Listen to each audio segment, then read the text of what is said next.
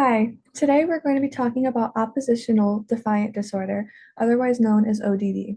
We're going to be talking about what it is, how many children are affected by it, any other mental conditions that could be associated with it, symptoms, ways teachers can help, and some helpful accommodations. Let's get started. So, what is ODD? Oppositional defiant disorder is a behavioral condition that is centered around adults with authority. It can be parents, teachers, supervisors, coaches, really any adult. It sometimes can even lead to children lashing out at their peers their own age as well. It can be categorized into three separate sections, such as a persistent pattern of angry or irritable moods, argumentative or defiant behavior, and vindictiveness. It usually affects children around the preschool age all the way up until about age 8, and it interferes with daily functioning really heavily. So, how many children struggle with ODD? 1 in 6 children do struggle with ODD. In a classroom of about 28 students, this would mean you have about 4 or 5 students who struggle with this behavior.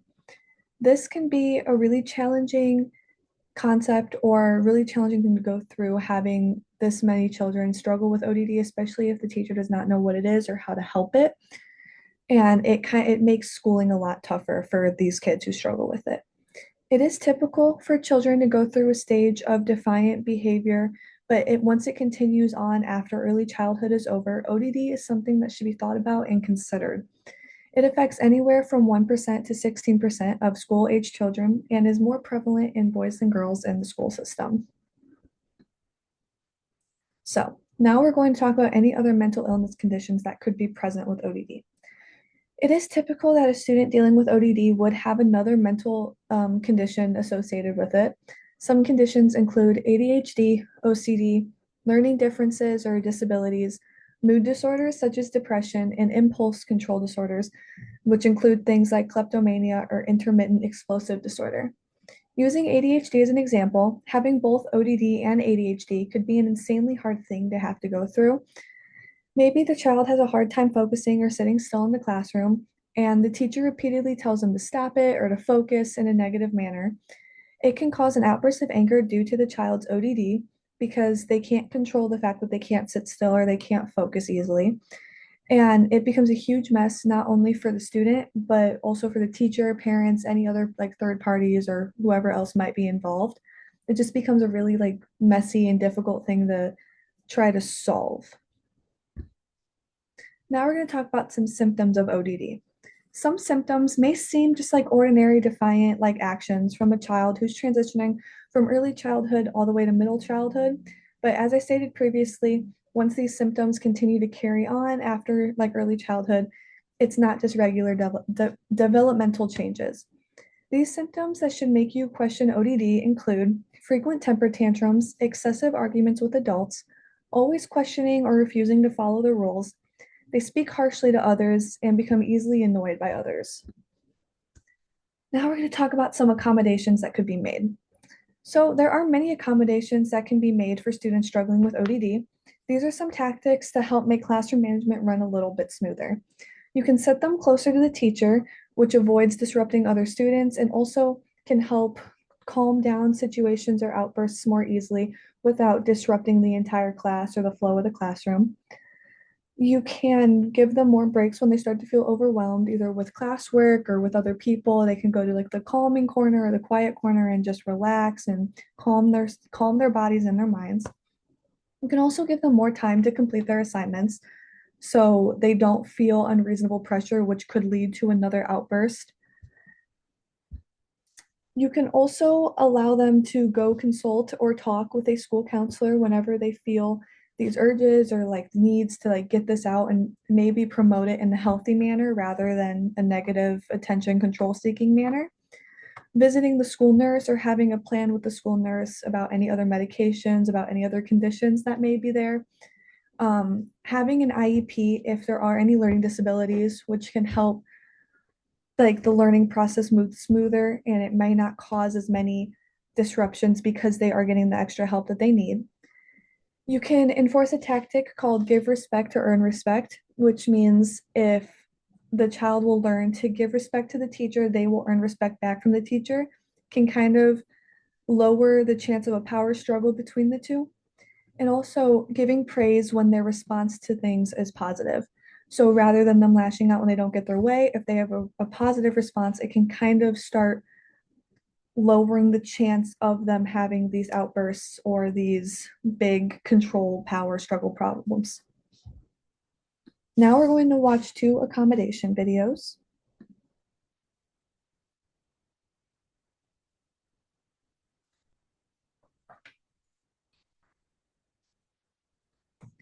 A great tactic on how to help students with ODD is staying calm and neutral.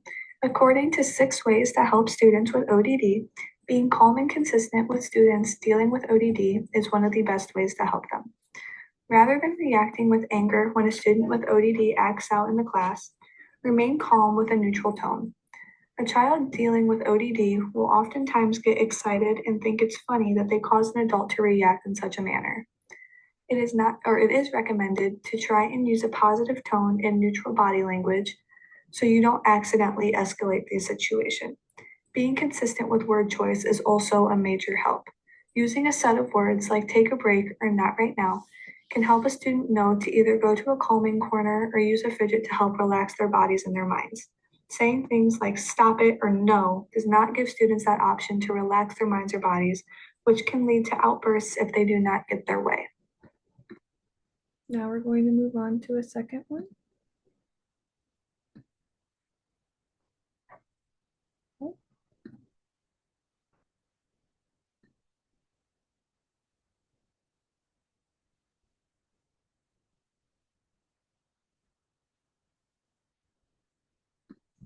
One major helpful tool in classrooms for accommodating students with ODD is visual aids.